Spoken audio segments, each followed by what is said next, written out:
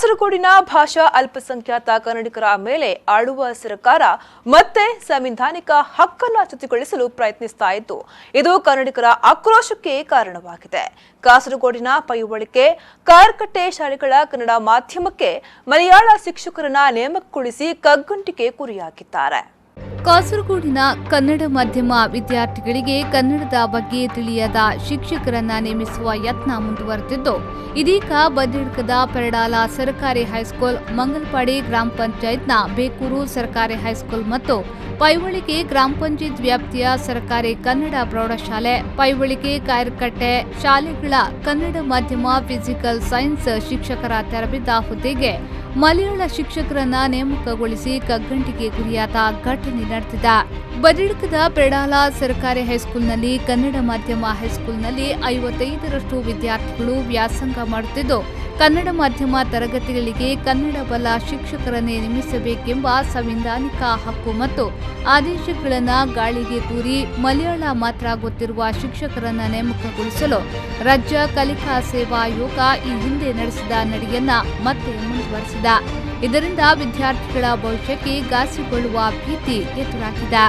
ಕೇರಳ ಸರ್ಕಾರದ ಲೋಕಸೇವಾ ಆಯೋಗ ಪರೀಕ್ಷೆಯ ಮೂಲಕ ನೇಮಕಾತಿಗೊಂಡಂತಹ 3 ಅಧ್ಯಾಪಕರು ಪೆರಡಾಲ ಶಾಲೆ ಮತ್ತು ಬೇಕೂರು ಶಾಲೆ ಮತ್ತು ಕಾಯರ್ಕಟ್ಟೆ ಶಾಲೆ, ಈ 3 ಶಾಲೆಗಳ ಕನ್ನಡ ತರಗತಿಗಳಿಗೆ ಮಲಯಾಳಂ ಅಧ್ಯಾಪಕರ ನೇಮಕಾತಿಯಾಗಿದೆ ಎಂಬಂತಹ ಮಾಹಿತಿ ನಮಗೆ ಲಭ್ಯಗೊಂಡಿದೆ.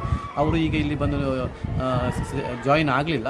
ಆದರೆ ಯಾವ ಕಾರಣಕ್ಕೂ ಅವರನ್ನು ನಾವು ಜಾಯಿನ್ ಆಗಲಿಕ್ಕೆ ಬಿಡುವುದಿಲ್ಲ. ಯಾಕೆಂತ ಹೇಳಿದರೆ ಕನ್ನಡ ತರಗತಿಯಲ್ಲಿ ಒಬ್ಬ ಮಲಯಾಳ ಅಧ್ಯಾಪಕ ಯಾವ ರೀತಿ ಪಾಠ ಮಾಡುತ್ತಾನೆ ಎಂಬಂಥ ಒಂದು ಪ್ರಶ್ನೆ ನಮ್ಮದು. ಆಗಿರುವಾಗ ಕನ್ನಡ ಮಕ್ಕಳ ಭವಿಷ್ಯದ ದೃಷ್ಟಿಯಿಂದ ಸರ್ಕಾರ ಕೂಡಲೇ ಮಧ್ಯಸ್ಥಿಕೆ ವಹಿಸಿ, ಅಧಿಕಾರಿ ವರ್ಗದವರು ಕೂಡಲೇ ಇದಕ್ಕೆ ಮಧ್ಯಸ್ಥಿಕೆ ವಹಿಸಿ ಯಾವ ಕಾರಣಕ್ಕೂ ಕನ್ನಡ ತರಗತಿಗೆ ಮಲಯಾಳಿ ಅಧ್ಯಾಪಕರನ್ನು ನೇಮಕಾತಿ ಮಾಡಬಾರದು.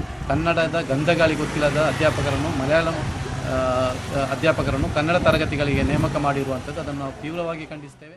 ಪೆರಡಾಲ ಸರ್ಕಾರಿ ಶಾಲೆ ಶತಮಾನಗಳಷ್ಟು ಪ್ರಾಚೀನವಾದುದು. ಗಡಿನಾಡ ಹೋರಾಟದ ಮುಂಚೂಣಿಯಲ್ಲಿದ್ದ ಕವಿ ಕಯ್ಯಾರ ಕಿಂಜಣ್ಣರಯ್ಯವರು ತಮ್ಮ ಪ್ರಾಥಮಿಕ ಶಿಕ್ಷಣವನ್ನ ಇದೇ ಶಾಲೆಯಲ್ಲಿ ಪೂರೈಸಿದವರು.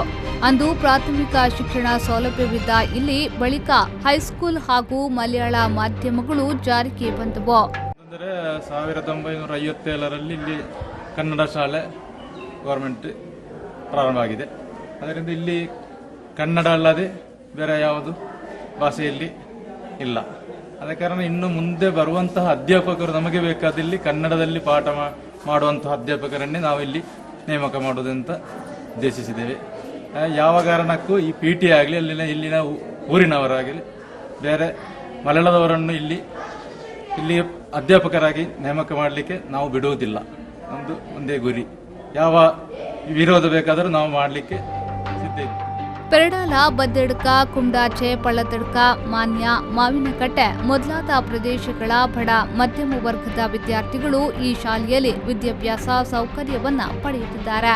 ಪೈವಳಿಕೆ ಸರ್ಕಾರಿ ಶಾಲೆ ಎಂಬ ಹೆಸರಿನ ಸರ್ಕಾರಿ ಕನ್ನಡ ಮಾಧ್ಯಮ ಹೈಸ್ಕೂಲಿನ ವಿಜ್ಞಾನ ಶಿಕ್ಷಕರಾಗಿ ತಿರುವನಂತಪುರದ ವ್ಯಕ್ತಿಯೊಬ್ಬರನ್ನ ನೇಮಿಸುವ ಬಗ್ಗೆ ಅಧಿಕೃತ ಆದೇಶ ರವಾನೆಯಾಗಿದೆ.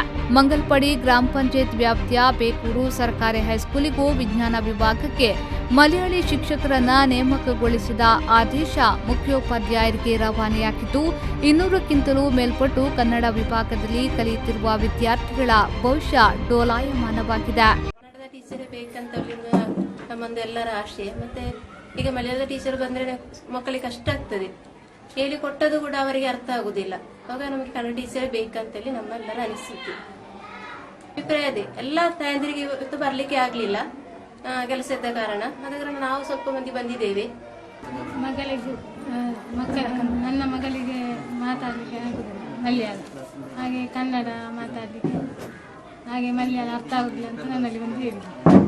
ಕನ್ನಡ ಶಾಲೆ ಬೇಕು, ಮಲಯಾಳ ಕಲೀಲಿಕ್ಕೆ ಆಗುದಿಲ್ಲ. ಅದಕ್ಕೆ ನಾವು ಇಲ್ಲಿಗೆ ಇದಕ್ಕೆ ಬಂದದ್ದು. ರೆಹಮಾನುದ್ಯಾವರ ವಿ4 ನ್ಯೂಸ್ 24/7 ಮಂಜೇಶ್ವರ.